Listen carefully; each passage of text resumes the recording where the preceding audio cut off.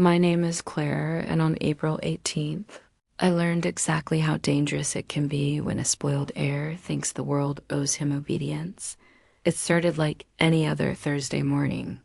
I was in my office by 7 a, mint coffee in one hand, organizing the quarterly reports for our biggest client, the same client who had practically saved the company from bankruptcy last year. That's when the door slammed open. Nathaniel Carter, 19 years old, son of our CEO, heir to a company he had never worked a single honest day for. He marched in designer suit hanging awkwardly on his lanky frame, eyes blazing with the kind of fury only a spoiled child can muster when someone dares tell them no. "You think you can ignore me?" he barked, slamming his fist on my desk. "When I give an order, you follow it?" I stayed seated, calm, professional. "Nathaniel, I don't take orders from interns." His face turned red. "I'm the future CEO. You'll regret this." I raised an eyebrow. "Then I'll deal with you when you're actually the CEO. Until then," I gestured politely toward the door. "Please leave my office." I knew brushing him off like that would come back to bite me. I just didn't expect it to be that same night. Let me take you back a few months before that morning when our CEO, Richard Carter, announced his son would be joining the company for experience. Most of us assumed Nathaniel would spend a few weeks shadowing departments before getting bored and vanishing back to whatever luxury resort he decrawled out of. We were wrong. Nathaniel was handed the title of Junior Operations Director, a title I'd earned after 5 years of blood, sweat, and late nights. With no actual qualifications and no understanding of how our company worked. And somehow in his mind, that meant I was supposed to take orders from him. At first, I played along. I corrected his mistakes quietly. I fixed his disastrous proposals before they reached clients. I even covered for him when he missed deadlines. Why? Because I valued my career. Because I believed in this company. And maybe because I thought he'd grow up. I was wrong about that too. The breaking point came 2 weeks before that Thursday morning. Nathaniel barged into my office, tossed a file on my desk, and said, "Fire the Johnson team. They annoyed me." The Johnson team, my team, had just secured a $3.5 million contract for the company. "I'm not firing anyone because they annoyed you," I said, keeping my voice calm. His response, "I'll tell my father you refused a direct order." I met his gaze without flinching. "Go ahead," he stormed out. I thought that would be the end of it. I thought his father would knock some sense into him, but I underestimated how far entitlement would go. On the night of the annual spring gala, I was representing our international clients, the same division I built from scratch over 6 years. Everything felt perfect. The venue glittered. The investors were pleased. For a moment, I let myself believe hard work actually counted for something. And then my phone buzzed. One text from Richard Carter. "Claire, please come to my office first thing tomorrow morning." I felt my stomach twist. I barely slept that night. By 7:30 I was standing in front of Richard's desk. He wouldn't meet my eyes. "Claire, I'm afraid I have to." But before he could finish, I leaned in. "Check your inbox first." His face went deathly pale, because what he didn't know, I'd been documenting everything. Richard Carter stared at his screen like it was a live grenade. The color drained from his face. He clicked once, twice, opened the folder I'd quietly sent him the night before. Inside were 43 forwarded emails, every single one from Nathaniel. Some were laughable, some borderline illegal. There was Nathaniel ordering departments to falsify delivery reports. Nathaniel demanding the finance team adjust numbers to make his forecasts look good. Nathaniel emailing me directly with gems like, "Just do what I say or I'll make sure you're out." I stood silently, letting Richard take it all in. Finally, he leaned back in his chair, a deep sigh escaping his lips. I had no idea. "I folded my arms, didn't you?" He flinched. Because the truth was, he had known, at least part of it. But turning a blind eye is easier when it's your golden boy acting out. Easier until the proof lands in your inbox. Richard buried his head in his hands. Claire, why didn't you come to me sooner? I kept my voice level because I thought this company believed in merit and because I didn't want to be the reason your family imploded. He looked up, eyes sharp, with something between guilt and fear. My board can never see this. I gave him a hard look. I'm not here to threaten you, Richard. I am here because your son walked into my office yesterday morning and demanded I fire a team that just saved you $3.5 million. And when I refused, he promised to destroy my career. I paused, letting that sink in. I came here because I won't let a 19-year-old brat treat people like garbage while you look the other way. For a moment, the only sound in the room was the low hum of the air conditioner. Then Richard whispered, "What do you want?" I smiled just slightly. I want my career. I want the Johnson team protected. I want this nonsense to stop before it blows up in your face. And Nathaniel, that's your problem. I left Richard's office with my heart pounding. It wasn't about revenge. Not yet. It was about justice, about making sure hard work still mattered. But by Monday morning, I realized Nathaniel wasn't going to let it go. It started with whispers. Emails I suddenly left off. Meetings rescheduled without me. Budget approvals delayed. The subtle art of corporate sabotage. I caught Nathaniel smirking outside a strategy meeting I'd been excluded from. He actually winked at me. Here's the thing about entitled people like Nathaniel. They think power is a game they can rig. What they never realize is sometimes the people they try to step on are the ones holding the foundation together. A week later, Richard called me back in. "You're right," he said quietly. "Nathaniel's out of control." I raised an eyebrow. Good. "So, you've spoken with him?" Richard looked away. I tried. He won't listen. "He told me if I don't get rid of you, he'll go to the board and cause trouble." I actually laughed. 19 years old and threatening board action. Impressive. Richard didn't laugh. "Claire, I'm afraid I have to suspend you temporarily just to calm him down." "It's not personal." I stared at him stone cold. "It's never personal, is it?" He winced. "I'll make it right. I promise." But I already knew he wasn't going to stand up to his son. He was going to sacrifice me, the person who built his international division, because it was easier. I nodded politely and walked out of his office with my head high. But I wasn't defeated because Richard had no idea.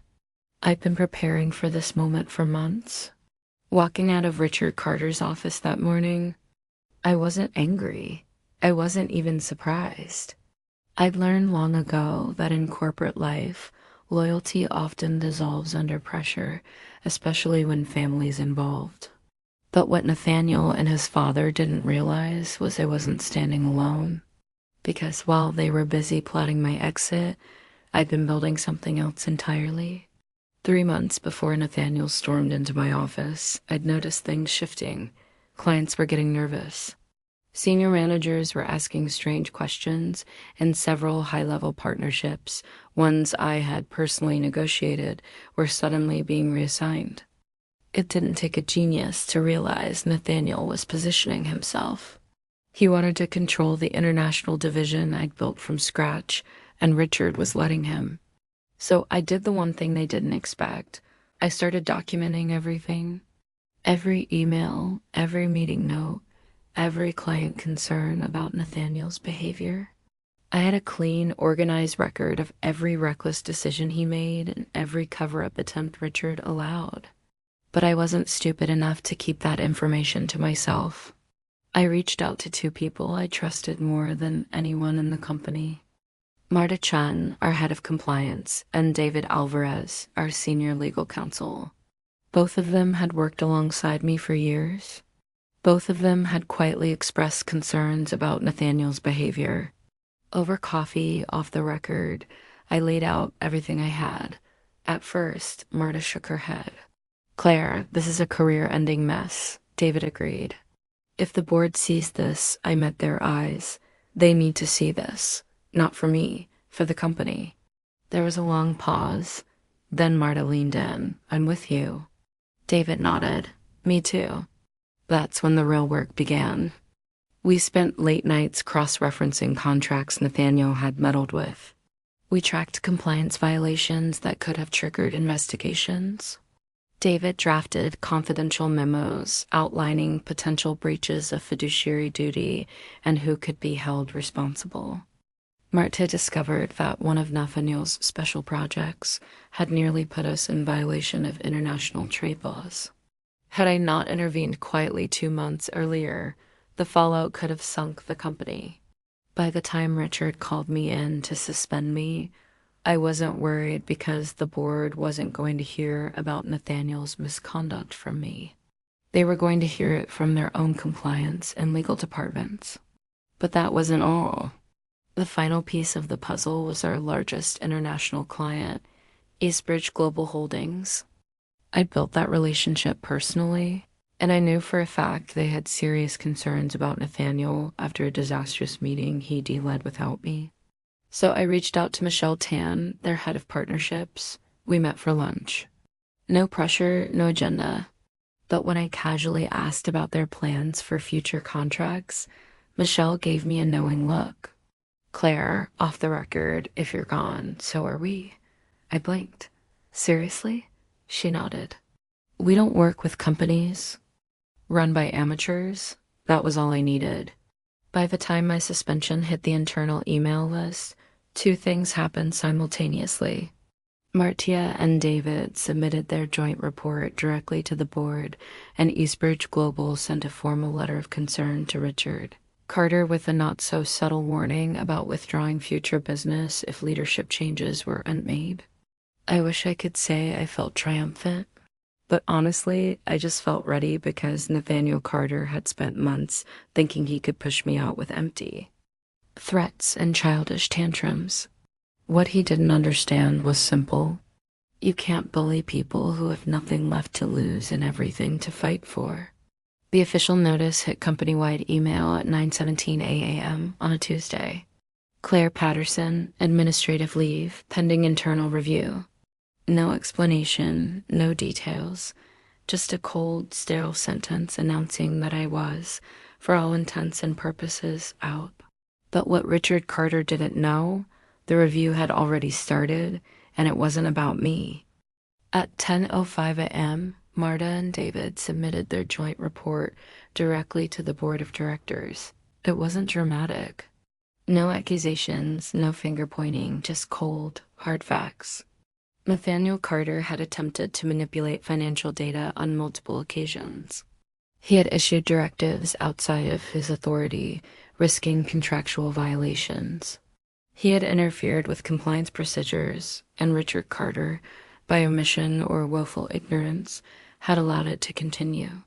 The report ended with a simple recommendation.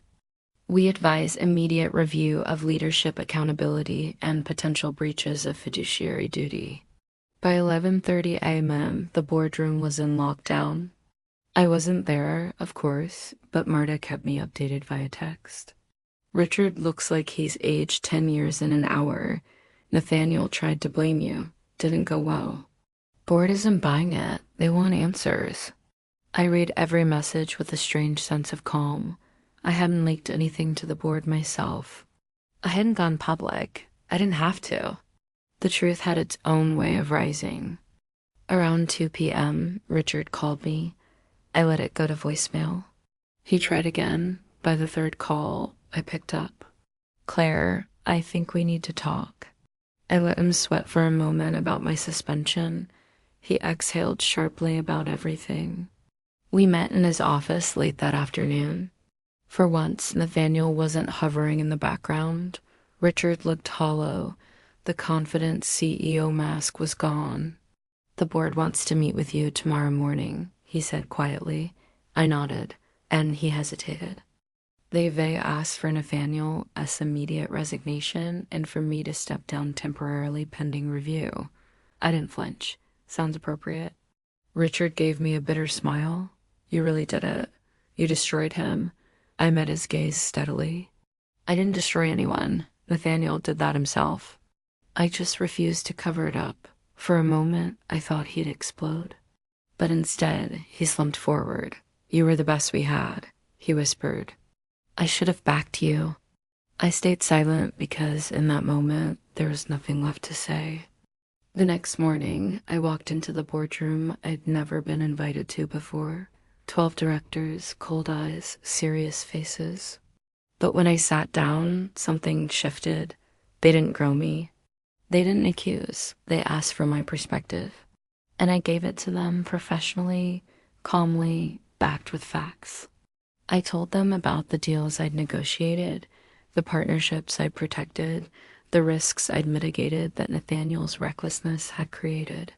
I watched as heads nodded around the table.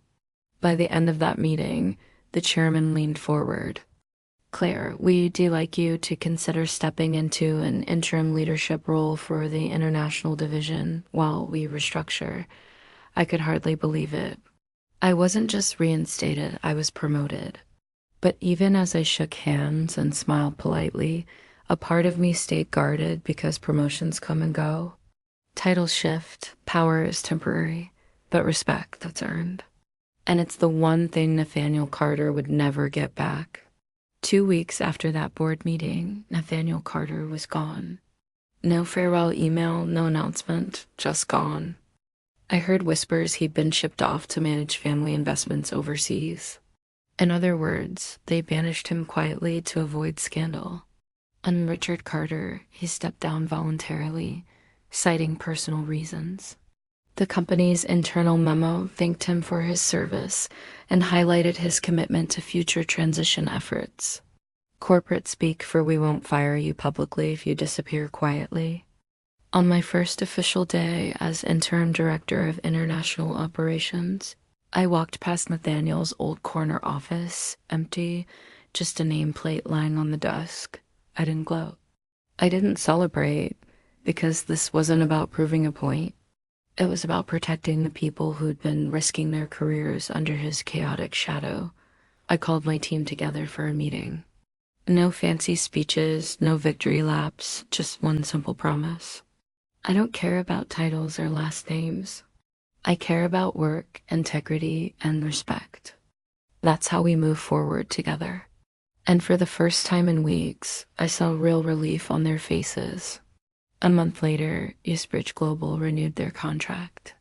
Not because we begged them, but because Michelle Tan called me personally and said, "We want to work with leaders who know what they're doing. That's you." Other clients followed. Deals started closing again. Stability returned. The company didn't just recover, it started thriving. Then came the final twist.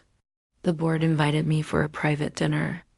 I wasn't sure what to expect, but sitting there across from people who once viewed me as just another department head, I realized something had changed. They weren't looking at me as a placeholder anymore. They were looking at me as a leader. The chairman spoke first. "Claire, we'd like to offer you the permanent role of Vice President of International Operations." Effective immediately, I paused, letting that sink in. "I have conditions," I said quietly. He smiled. "Let's hear them." And I laid them out. 0 tolerance for nepotism in leadership roles. Transparent accountability standards for all executives. Full authority to build and protect my team. My way. The chairman nodded after each one. Agreed. I signed the contract a week later, not for the title, not even for the raise, but because I wanted to make sure no one else would have to fight the same battles I did, just to be treated with basic dignity. And Nathaniel, the last I heard, he was working on some startup in Singapore, burning through his trust fund and trying to impress investors who saw right through him. Funny how that works. When you build your world on entitlement and fear, it collapses the moment someone refuses to play along. Looking back, I realized something. Nathaniel tried to destroy my career because I didn't follow his orders. Richard tried to sacrifice me to save himself, but neither of them understood the truth about power. Real power doesn't come from titles or threats. It comes from competence, character, and the people who trust you to lead them well. And that's something no spoiled heir and no cowardly CEO can ever fake.